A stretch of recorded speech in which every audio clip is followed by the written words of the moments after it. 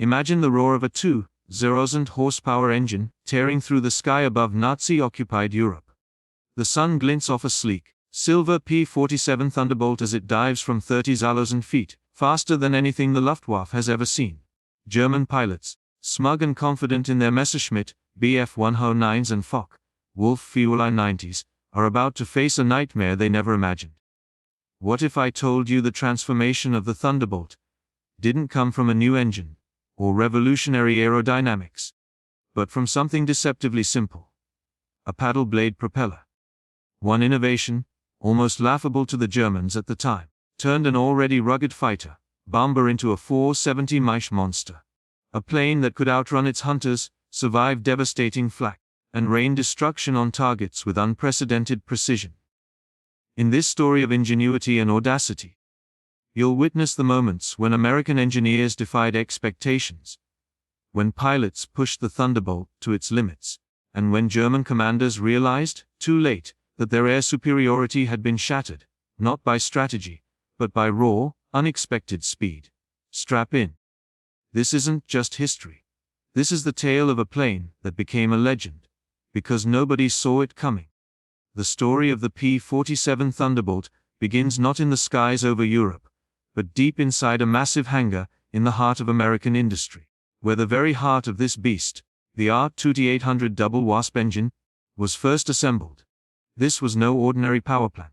2,000 horsepower coursed through its twin-row, 18-cylinder design, a marvel of engineering that combined raw brute force with incredible reliability. In a war where machines were pushed to the limits, where a single failure could mean the difference between life and death, the double wasp stood as a fortress in steel and fire. Its size alone was intimidating, larger and heavier than anything the Luftwaffe faced in their nimble Messerschmitts and Focke-Wulfs. Yet, it was not just the power that made it extraordinary. It was the philosophy behind it. American engineers designed it for survivability, knowing that their pilots would need every advantage to survive against the enemy's best. Mechanics worked around the clock, oil-stained hands tightening bolts with a precision born of both pride and fear. Each component was tested to destruction, pushed beyond what any battlefield scenario could demand. The engineers didn't just build an engine. They built a statement: this plane would not falter. It would not surrender. Even if the airframe were riddled with bullets, the Thunderbolt could continue its mission, relying on its engine to haul it back from near certain death. In countless tests, engines roared to life, shaking hangar rafters, their vibrations rattling tools and instruments alike. Observers would step back, feeling the raw, almost violent energy that promised dominance in the sky. It was a heartbeat, a pulse that would soon become the lifeblood of the most formidable fighter, bomber of the war. When the engine was finally married to the Thunderbolt airframe, the results were staggering. On the ground, the plane already felt alive, its sheer mass a statement of intent. The fuselage, almost tank-like in its construction, housed a cockpit that seemed impossibly small compared to the colossal power plant behind it. Pilots would later describe the sensation of climbing into the cockpit as entering a machine that was both a protector and a predator. Once airborne, the double wasp revealed its true brilliance.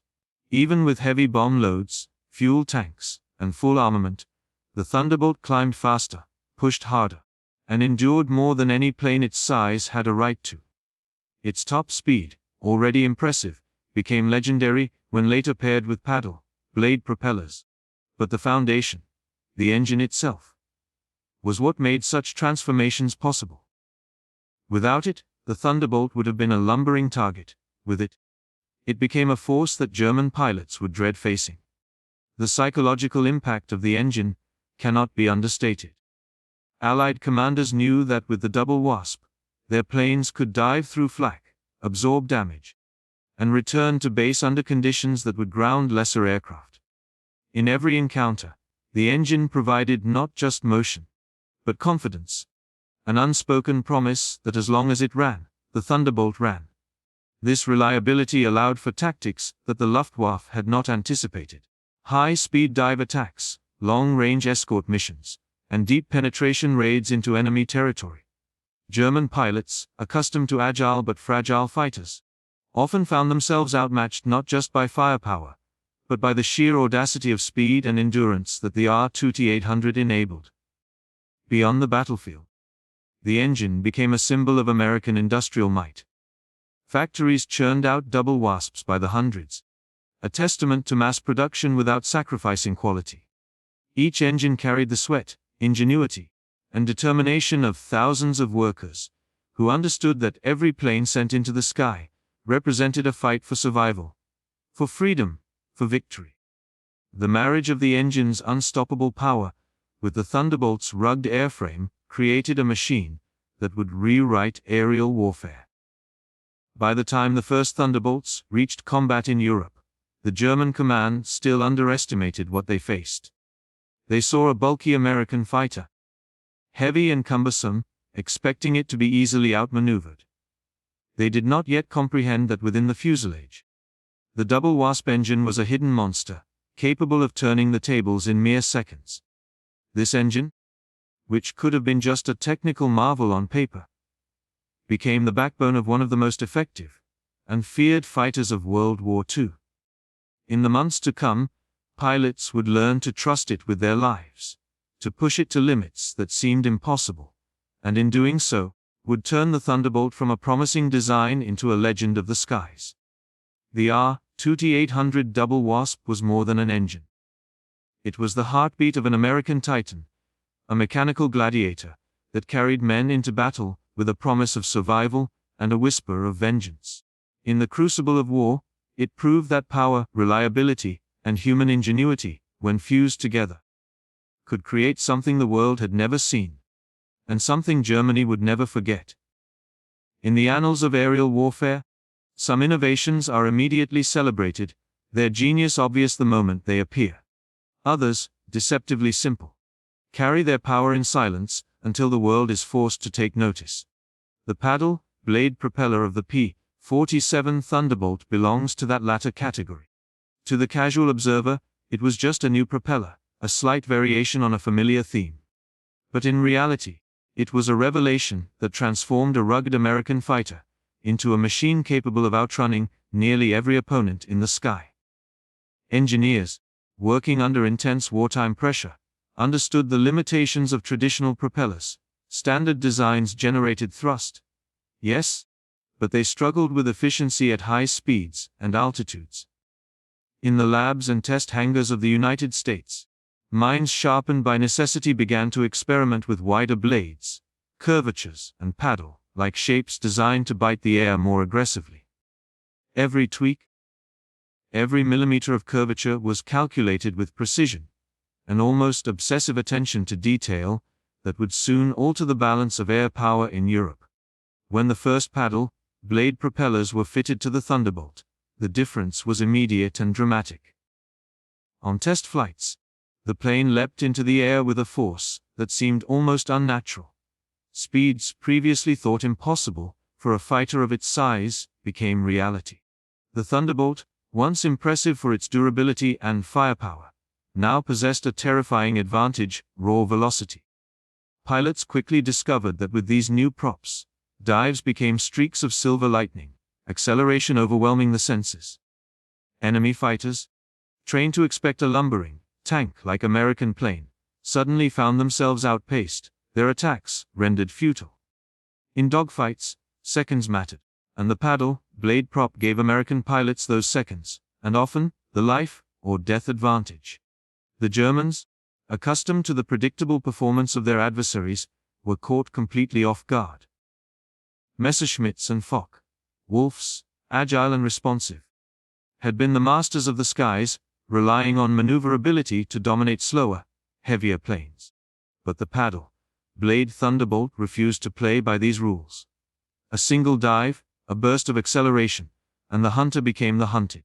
Luftwaffe pilots reported being unable to close the distance, their formations scattered by planes that moved faster than logic had predicted. Confusion and disbelief rippled through German squadrons, as they realized that this was not mere pilot skill, but a technological leap. The paddle, Blade propeller had shifted the calculus of aerial combat, and it did so almost invisibly. Hidden in the wings of a plane they had once dismissed. Beyond raw speed, the paddle blade design improved efficiency at high altitudes, where air thins and engines struggle for oxygen.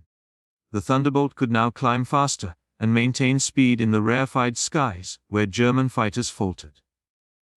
Bombing runs became more effective, escort missions more survivable, and strafing attacks more lethal. For the first time, American pilots could pursue objectives without being constantly at the mercy of superior numbers or nimble opponents. The combination of engine power and paddle blade efficiency created a synergy that transformed tactics. Pilots could dive from high altitude, deliver ordnance with precision, and escape before the enemy could react. Entire Luftwaffe doctrines were being challenged by what seemed like a minor mechanical modification. The story of the paddle blade propeller is also a story of human ingenuity and quiet persistence. Engineers toiled in dimly lit hangars, poring over charts, wind, tunnel data, and prototype models. They debated the optimal width, the exact angle of pitch, the curvature that would slice through the air with minimal drag. Every failure was dissected, every test meticulously recorded. Unlike a flashy new aircraft design, the paddle blade seemed unremarkable to anyone not intimately familiar with aerodynamics.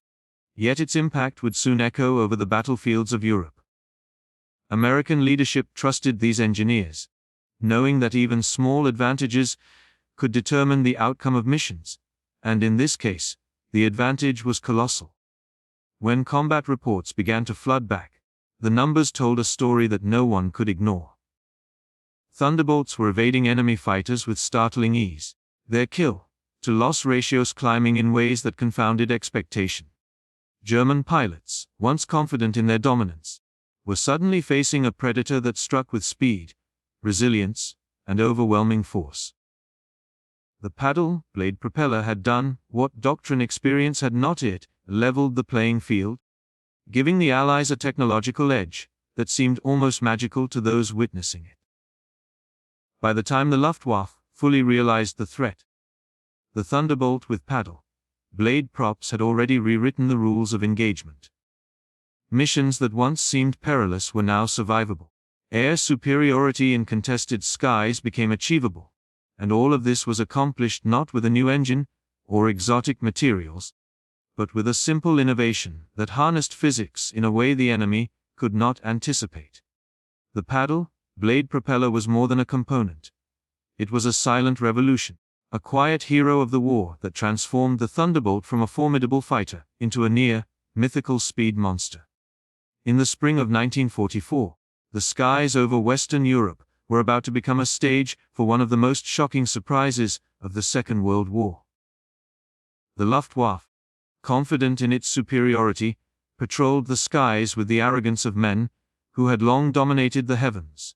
Messerschmitt Bf-109s and Focke-Wulf 190s sliced through clouds like knives, their pilots trained to expect predictable American opposition. Allied bombers were lumbering targets, American fighters comparatively slow and vulnerable. German commanders felt certain that their air superiority would remain unchallenged, a certainty that would soon be shattered by a machine they had dismissed as a mere escort plane, the P-47 Thunderbolt. Now transformed by the paddle blade propeller into a streak of silver death, the first encounters were almost surreal. Luftwaffe pilots, accustomed to outpacing and outmaneuvering their adversaries, found themselves facing a plane that could accelerate past them in moments, dive with astonishing velocity, and absorb punishment that would cripple their own fighters. Reports began filtering back to German airfields of American pilots executing dives and escapes with surgical precision, disappearing over the horizon before interceptors could react. Confusion reigned among the ranks. Men trained to expect easy victories suddenly faced a foe that operated by entirely new rules, rules they had not considered, could not anticipate, and could not counter with their existing tactics. The Thunderbolt had turned the hunter into the hunted, and the effect on morale was immediate and profound. Commanders in German airfields watched with disbelief as engagement reports detailed the chaos in the skies. Entire squadrons found themselves unable to close on P-47 formations. Dogfights that should have been lopsided became frantic battles of survival. Pilots radioed their shock and frustration, their bullets missed, their maneuvers failed, and their prey outran them with alarming ease. These were not exaggerations born of fear. They were the truth, recorded in logs, and confirmed by countless eye-witness accounts. The paddle, blade propeller, seemingly a minor mechanical adjustment, had given the Thunderbolt a velocity and altitude advantage that rendered traditional Luftwaffe tactics ineffective. The psychological impact on German pilots was as devastating as the physical reality. Confidence, often the most critical asset in aerial combat, began to erode. Young men who had trained for years to dominate the skies now faced a plane that did not respond to expectation. A plane that punished hesitation and rewarded audacity. Experienced aces reported a rare and unnerving fear when encountering thunderbolts. Even the most seasoned pilots began flying more cautiously, altering maneuvers that had once been second nature. Hesitation in combat can be fatal, and the Thunderbolt exploited it ruthlessly. The Germans had believed themselves untouchable at high altitudes, yet the Thunderbolt could climb faster, dive harder, and sustain speeds that left enemy interceptors floundering. Ground commanders, too, were blindsided. Reconnaissance reports initially underestimated the change, assuming minor improvements, rather than a tactical revolution. When they realized the extent of the Thunderbolt's capabilities, it was already too late. Entire air strategies were called into question as previously predictable engagement windows evaporated. Allied pilots no longer needed to linger in danger zones. They could strike, achieve objectives, and escape before German fighters could mount an effective response.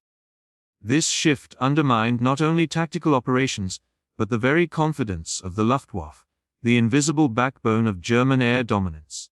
Accounts from surviving German pilots describe a mix of disbelief and frustration. One fighter ace, recalling his first encounter, spoke of seeing the Thunderbolt dive at an angle that seemed impossible, its speed leaving his Febu 190 behind, as though grounded. Another pilot noted the strange combination of brute strength and agility, a plane that could absorb hits, carry bombs, yet outpace any interceptor in its path. Reports from multiple engagements confirmed the same pattern, where the Luftwaffe had assumed superiority. They were suddenly outmaneuvered, outgunned, and outclassed by what they had underestimated. The shock of the Thunderbolt did more than influence isolated encounters. It forced a re-evaluation of German air doctrine. Pilots who had relied on predictable American fighter performance now had to improvise, often with disastrous results. Strategic decisions at the highest levels were made under the weight of a new reality. A single innovation, the paddle, blade propeller, had shifted the balance of power in the skies. What had seemed like a small mechanical detail was now a decisive factor in combat outcomes. A reminder that technological adaptation could overturn assumptions built over years of training and experience. By the time the Germans fully grasped the threat, the Thunderbolt had already established its legend. It had reshaped the aerial battlefield, inflicted psychological strain, and rewritten the rules of engagement in ways that no doctrine, no tactical adjustment, and no confidence could immediately remedy. The shock it caused was complete, the realization of American ingenuity unavoidable, and the cost of underestimating a seemingly ordinary fighter devastating. The paddle, blade propeller was more than an innovation. It was a weapon that reshaped fear, recalibrated expectations, and left the Luftwaffe struggling to catch up in a war whose outcome increasingly depended on machines that could outrun belief itself. Above the rolling fields and dense forests of occupied Europe, a new predator ruled the skies. A predator the Luftwaffe had not anticipated, one that combined sheer power, advanced engineering, and relentless audacity, the P-47 Thunderbolt. Already formidable on the ground, and in the lower altitudes, found its greatest advantage in the rarefied heights, where German fighters struggled to operate. At 25,000, 30,000, even 35,000 feet, where the air thinned and oxygen became precious, the Thunderbolt excelled. Pilots quickly discovered that the plane's massive R-2800 double Wasp engine, paired with the revolutionary paddle blade propeller, gave them the power to climb faster, dive harder, and maintain speeds that left enemy aircraft struggling to keep pace. In this environment, the Thunderbolt was no longer just a fighter. It was a high-altitude executioner, a machine that transformed the very nature of aerial combat. The advantage at altitude was not merely about speed. Traditional German fighters, nimble and deadly at mid-level engagements, began to falter in thin air. Engines lost efficiency, responsiveness lagged, and pilots had to fight to maintain control. Meanwhile, the Thunderbolt climbed with surprising ease, its propeller slicing through the air with an efficiency that seemed almost supernatural. Pilots reported the exhilaration of ascending into the clouds, the ground falling away beneath them, and the enemy shrinking into a distant, helpless speck. From this vantage, they could strike with precision, dictate the terms of engagement, and retreat before their pursuers even realized what had happened. The high-altitude environment magnified every advantage the Thunderbolt offered, turning it into an instrument of tactical dominance. German commanders were unprepared for this shift. Their training had assumed certain constant speed, maneuverability, and the predictability of American aircraft. None of these assumptions held true when facing Thunderbolts at altitude. The initial shock was immediate. Messerschmitts and Focke-Wulfs attempted to intercept formations of P-47s, only to find their engines laboring, their dives less effective, and their responses delayed. Experienced Luftwaffe pilots, who had once relied on their altitude advantage to surprise Allied planes, found themselves outmatched in a domain they had previously considered their own. Confusion spread through German squadrons, eroding confidence and forcing commanders to reconsider their tactics in mid-flight. The tactical implications were profound. Thunderbolts could now operate as escorts for bombers on high-altitude missions, providing protection in a zone where the Luftwaffe had hoped to dominate. Enemy aircraft, accustomed to preying on slower, less capable escorts, were caught off guard by the P-47's speed, resilience, and firepower. Dive attacks became lightning-fast strikes, leaving minimal exposure to anti-aircraft fire. The combination of altitude performance and durability allowed pilots to engage in high-risk missions that previously would have been suicidal. They could climb above flak concentrations, release ordnance with lethal precision, and use their speed to evade retaliation. In these moments, the Thunderbolt embodied the perfect marriage of technology and strategy, a plane that dictated the terms of combat rather than responding to them. Stories from combat missions illustrate just how deadly this advantage was. Pilots described encounters where German fighters, confident in their altitude superiority, found themselves outclimbed, outspit, and outmaneuvered. One squadron recalled engaging a group of Messerschmitts at 32,000 feet, only to watch them struggle to reach the American formation. Thunderbolts sliced past them with terrifying velocity, delivering bursts of fire before vanishing into the clouds. These engagements were not rare anomalies. They became the norm. The psychological effect on German pilots was undeniable. Where once confidence had driven their actions, fear and uncertainty now crept into decision-making. Hesitation in combat could mean annihilation, and the Thunderbolt exploited every moment of indecision. The high-altitude capability also reshaped Allied strategy. Long-range missions, previously considered vulnerable to interception, now had a shield in the form of the Thunderbolt. Pilots could ascend into the stratosphere, survey enemy movements, and execute their objectives with minimal interference. Air superiority, once contested fiercely at mid-level altitudes, was now achievable in a domain that had previously been hostile. The Thunderbolt's mastery of high-altitude flight redefined what was possible for American air operations, giving commanders a tool that could be relied upon for both offense and defense in equal measure.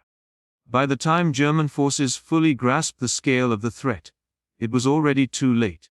The Thunderbolt had claimed dominance in an arena they believed they controlled. Its high-altitude performance, combined with speed, durability, and firepower, made it nearly untouchable. Pilots who survived encounters spoke of the surreal sensation of watching the enemy vanish above or below them, unable to match the plane's capabilities. The high-altitude Thunderbolt was more than a machine. It was a symbol of innovation, a testament to engineering excellence, and a nightmare that German pilots could neither anticipate nor easily counter. In the skies over Europe, altitude became the ally of the Thunderbolt, and in its wake, the Luftwaffe learned, often too late, the true cost of underestimating American ingenuity. In the chaos of aerial combat, few qualities are as valuable as resilience. The P-47 Thunderbolt was not only fast and powerful, it was a plane built to survive. Unlike the sleek and fragile fighters of the Luftwaffe, the Thunderbolt was constructed like a flying fortress, its fuselage thick and sturdy, its wings heavy yet agile, its engine a relentless heart of steel. Pilots who climbed into the cockpit knew that this was a machine designed to endure punishment, to absorb the violence of battle, and to deliver them home against overwhelming odds. Stories of survival in the skies became the plane's legend, an enduring testimony to engineering brilliance and the courage of the men who trusted it with their lives. Combat over Europe was unforgiving. Enemy fire was constant, from rapid machine gun bursts to the deadly streams of flak that turned the sky into a lethal minefield. Yet time and again, the Thunderbolt proved its resilience. Pilots recount missions where their aircraft were riddled with holes, wings dented, fuselage scarred, and yet the plane continued to fly, to climb, and to fight. One account tells of a Thunderbolt returning from a bombing mission, its cockpit canopy shattered, engine smoking, and hydraulic lines severed. Despite the damage, the pilot maneuvered the aircraft with precision, landing safely after what should have been a fatal run. These were not anomalies. They were the rule for a plane whose strength lay not only in its power, but in its ability to endure and adapt under the harshest conditions. The psychological impact on Allied pilots was profound. Knowing their plane could survive hits that would down any other fighter emboldened them to take risks that others could not. Dive bombing missions over heavily defended bridges, strafing columns of tanks, or penetrating deep into enemy territory became feasible precisely because the Thunderbolt could endure. Its armor protected critical systems. The massive engine could sustain partial failures, and the rugged airframe could absorb shocks that would cripple lesser planes. This resilience was not just a technical advantage. It became a psychological weapon. Pilots could engage in aggressive maneuvers, confident that the plane itself would shield them from the full brunt of the enemy's wrath. The Luftwaffe soon realized that their standard tactics were insufficient. German fighters, trained to exploit the weaknesses of lightly armored American aircraft, found the Thunderbolt a challenging opponent. Attempts to shoot it down often resulted in wasted ammunition and missed opportunities. The Thunderbolt could absorb damage and remain operational long enough to escape, strike again, or outmaneuver the attacker. Reports from German pilots describe frustration at seeing damaged Thunderbolts turn the tables in the midst of combat, climbing, diving, and returning fire with deadly precision.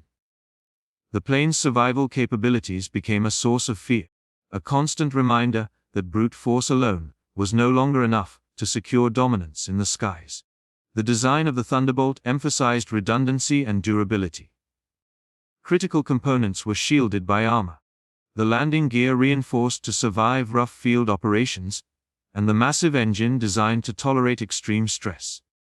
Even when systems failed, pilots found ways to improvise, leveraging the plane's structural integrity to maintain control.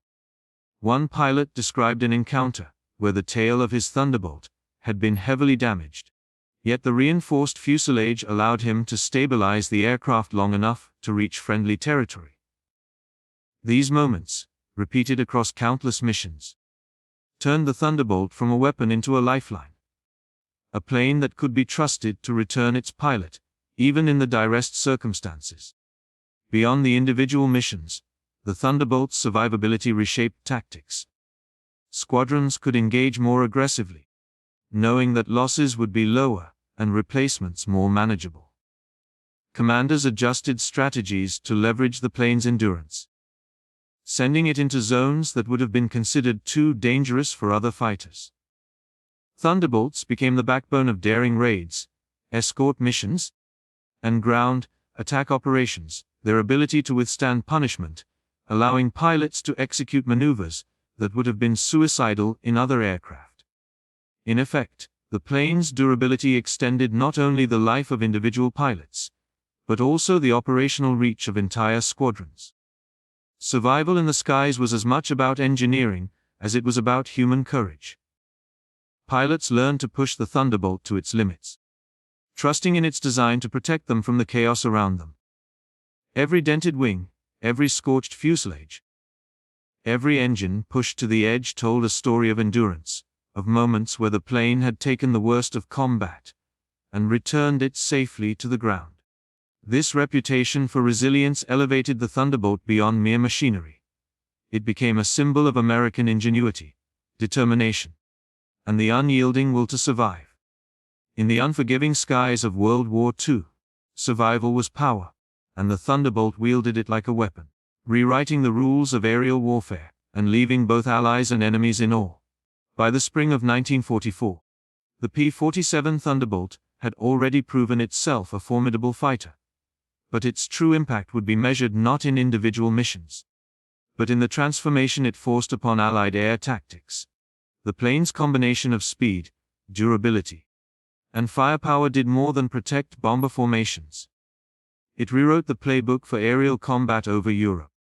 Pilots and commanders alike discovered that the Thunderbolt was not merely a support aircraft, it was a versatile instrument of war, capable of dictating engagements, redefining risk, and turning previously impossible missions into achievable objectives.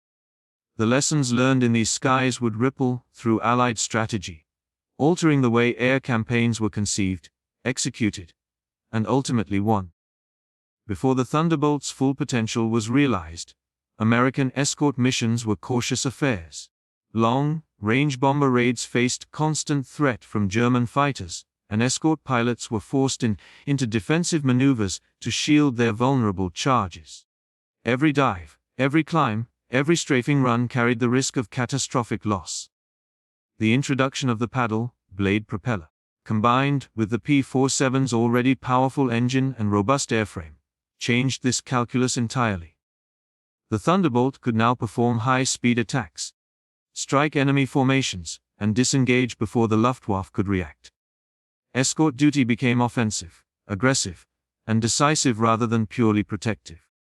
Commanders seized this opportunity, deploying Thunderbolts in missions that maximized their ability to dominate the airspace and disrupt enemy operations. This tactical transformation extended beyond bomber escort. Ground attack operations, previously considered perilous and secondary, became central to Allied strategy. Thunderbolts, loaded with bombs and rockets, could dive from high altitudes with blinding speed, strike with devastating accuracy, and survive flak and small arms fire that would have destroyed other aircraft. Entire convoys, rail lines, and bridges were rendered ineffective under the precision and power of these raids. The ability to combine air superiority with tactical bombing allowed the Allies to weaken German logistics, disrupt reinforcements, and create openings that would be exploited by advancing ground forces. In essence, the Thunderbolt was no longer just a fighter. It had become a mobile, high-altitude artillery platform, reshaping the battlefield from the sky down. Pilots quickly adapted to these new tactics. Confidence in the Thunderbolt's survivability encouraged bolder maneuvers, faster attacks, and more innovative approaches to engagements. Pilots would dive from altitudes higher than ever attempted, strafing rail yards or armored columns, before climbing back to evade enemy fighters. The combination of speed, armor, and firepower allowed for daring tactics that would have been unthinkable in earlier aircraft. Squadron leaders began coordinating complex missions, integrating air-to-ground and air-to-air operations with precision that relied on the Thunderbolt's unique capabilities. The plane's performance became a force multiplier, allowing fewer aircraft to achieve results previously requiring far larger formations. The effect on German forces was immediate and profound. Luftwaffe pilots, expecting traditional escort patterns and predictable behavior, were suddenly confronted with P-47s executing aggressive maneuvers at unexpected speeds and altitudes.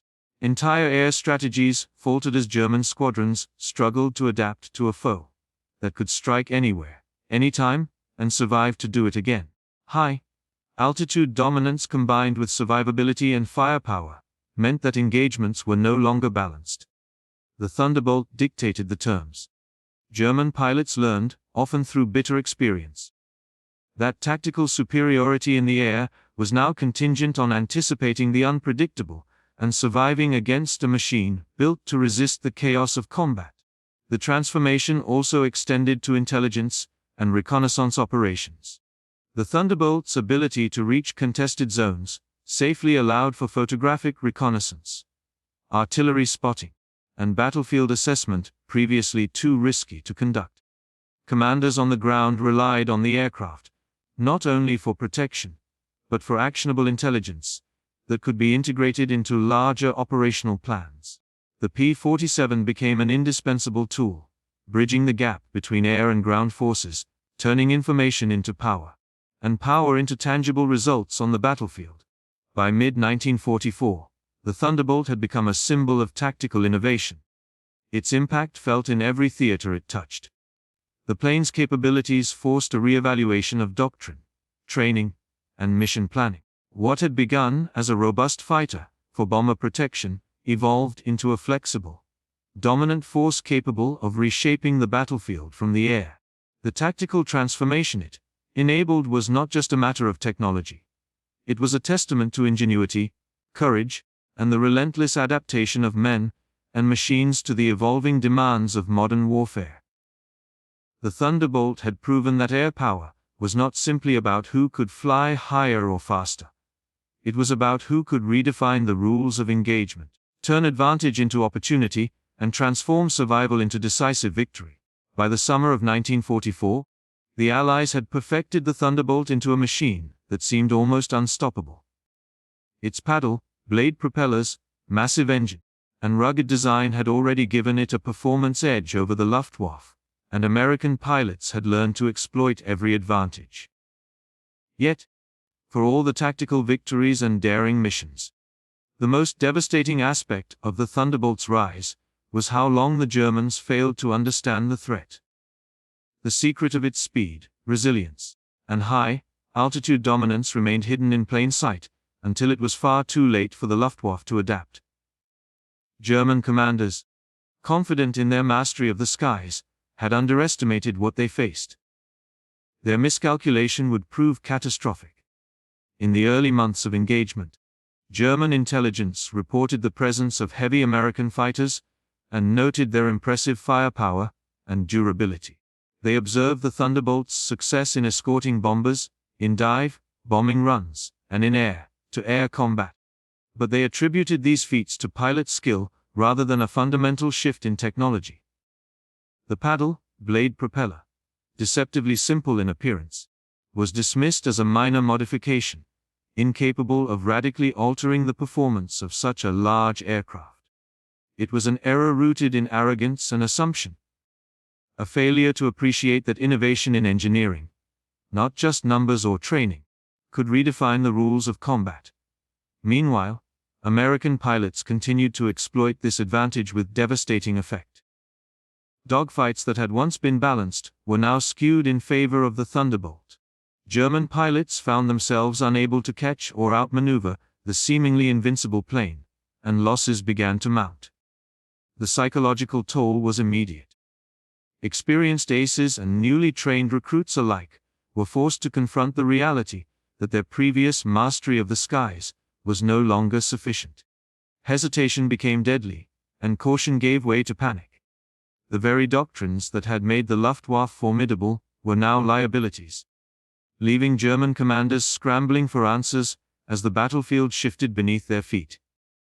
As the months passed, the true nature of the Thunderbolt became undeniable. Reconnaissance and battlefield reports confirmed the aircraft's unprecedented speed and resilience. Engineers and pilots had combined design ingenuity with raw power in a way that German planners had not anticipated. The paddle, blade propeller, coupled with the R-2T800 engine and reinforced airframe, had created a plane that could outrun virtually any pursuer, absorb damage that would down other fighters, and strike with lethal precision. The realization struck like a hammer. This was not a fluke, nor a matter of skill alone. The Americans had introduced a technological revolution in the skies, and Germany had failed to anticipate it. By the time German engineers attempted to counter the Thunderbolt, it was already too late.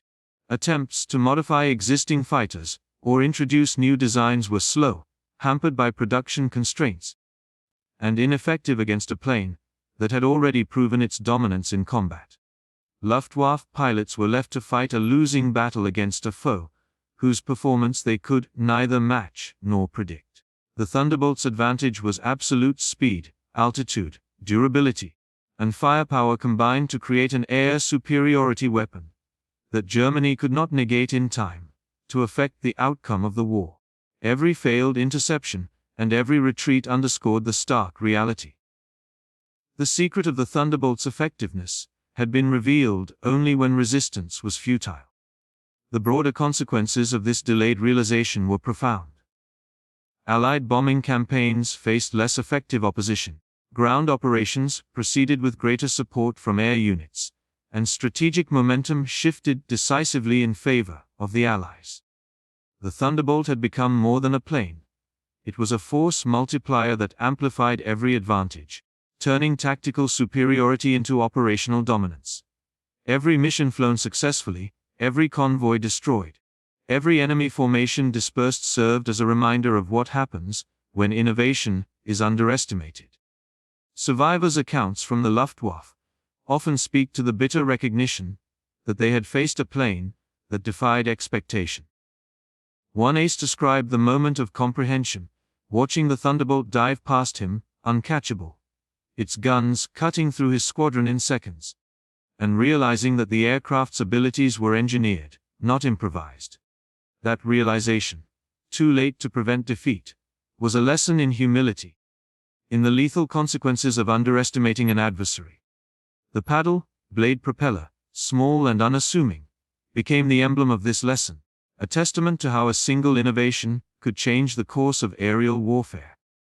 In the end, the Thunderbolt's secret was revealed only when the Germans had no time left to counter it. Its speed, strength, and survivability had already rewritten the rules of combat, reshaped Allied strategy, and shattered the myth of Luftwaffe invincibility. The lesson was clear.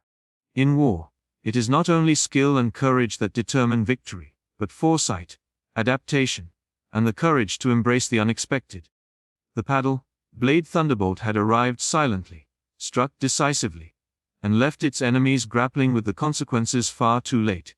It was a revelation, a turning point, and a symbol of innovation that changed the sky forever.